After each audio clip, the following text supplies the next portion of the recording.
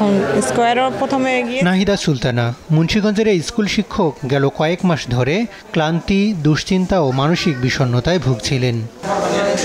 মাসখানেক আগে গলায় ফোলা ভাব দেখে প্রথমে টিউমার জাতীয় কিছু মনে করেন।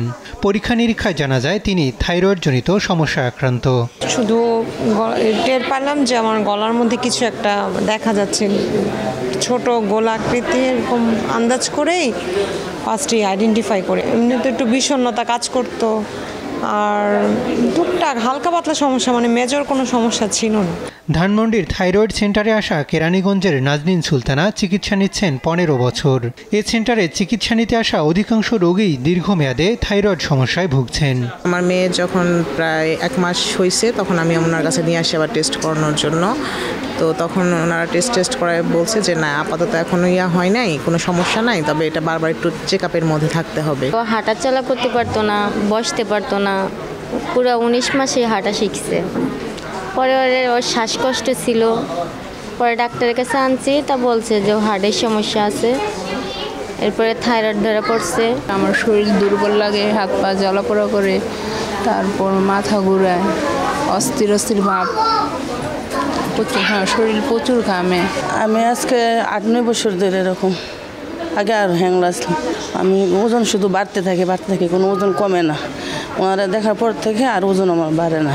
হাইপোথাইরয়েড ও হাইপারথাইরয়েড দুই ধরনের থাইরয়েড রোগীর উপসর্গের ভিন্নতা থাকলেও দুর্বলতা, মানসিক অবসাদ, অহেতুক দুশ্চিন্তা, হঠাৎ ওজনে বড় পরিবর্তন, মাসিকের ধরনে পরিবর্তন দেখা যায়।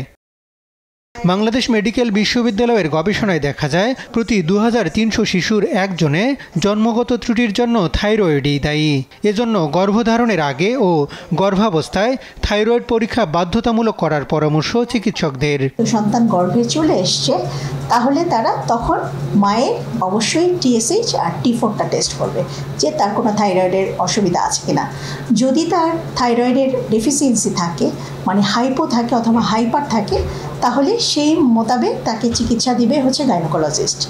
যখন তার ব্লাডের মাত্রাটা সমান চলে আসবে তখন সে এটাকে তার অ্যাবর্শন হবে না অথবা অ্যাবনর্মাল কোনো বাচ্চা হবে না, এটা আশা করা যায়।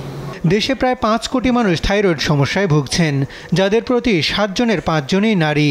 অসচেতনতায় প্রথমে রোগটি শনাক্ত না হওয়ায় জটিলতা বেড়ে যায় বলে জানান বিশেষজ্ঞরা। যে হাইপোথাইরয়েডে মাসল ওয়েস্টিং হয়, মাসল ওয়েস্টিং যদি খুব সিভিয়ার হয় তখন কিন্তু সেটা ব্যাক করা সম্ভব না।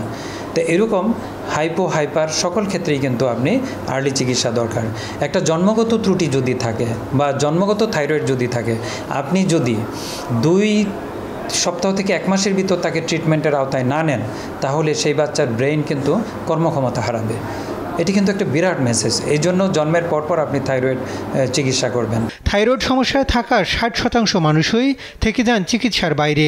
এই অবস্থায় সরকারিভাবে সারা দেশে স্ক্রিনিং প্রোগ্রাম নেয়ার দাবি জানান বিশেষজ্ঞরা। হাসান আল মাহমুদ, দেশ টিভি, ঢাকা।